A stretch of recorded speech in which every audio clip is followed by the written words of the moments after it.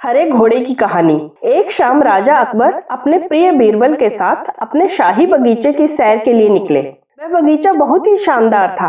चारों ओर हरियाली ही हरियाली थी और फूलों की भीनी भीनी खुशबू वातावरण को और भी खूबसूरत बना रही थी। ऐसे में राजा को जाने क्या सूझा कि उन्होंने बीरबल से कहा, बीरबल, हमारा मन है कि इस हरे भरे बगीचे में हम हरे घोड़े में बैठकर घूमें। इसलिए मैं तुम्हें आदेश देता हूँ कि तुम 7 दिनों के अंदर हमारे लिए एक हरे घोड़े का इंतजाम करो।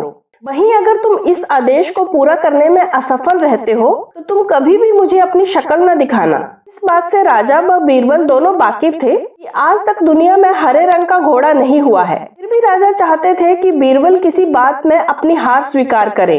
इसी कारण उन्होंने बीरबल को ऐसा आदेश दिया। मगर बीरबल भी बहुत चालाक थे। वो भली भांति जानते थे कि राजा उनसे क्या चाहते हैं, इसलिए वो भी घोड़ा ढूंढने का बहाना बनाकर 7 दिनों तक इधर उधर घूमते रहे।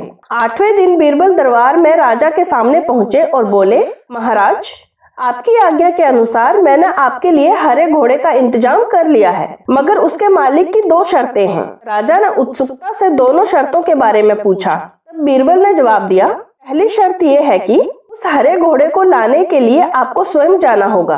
राजा इस शर्त के लिए तैयार हो गए। फिर उन्होंने दूसरी शर्त के बारे में पूछा। तब बीरबल ने कहा, घोड़े के मालिक की दूसरी शर्त यह है कि आपको घोड़ा लेने जाने के लिए सप्ताह के 7 दिन के अलावा कोई और दिन चुनना होगा। यह सुनकर राजा हैरानी से बीरबल की ओर देखने लगे। तब बीरबल ने बड़ी सहजता से जवाब दिया, महाराज, घोड़े का मालिक कहता है कि हरे रंग के खास घोड़े को लाने के लिए उसकी ये शर्तें ही तो माननी ही होंगी।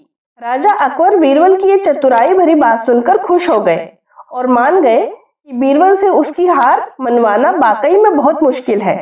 तो इस कहानी से हमें ये सीख मिलती है कि सही सूझबूझ और समझदारी के साथ नामुमकिन लगने वाले काम को भी आसानी से किया जा सकता है। तो उम्मीद करती हूँ कि आपको ये कहानी अच्छी लगी होगी। अगर अच्छी लगी हो तो वीडियो को लाइक और शेयर जरूर करें। चैनल को सब्सक्राइब कर लें ऐसी अच्छी कहानियों के लिए। धन्यवाद।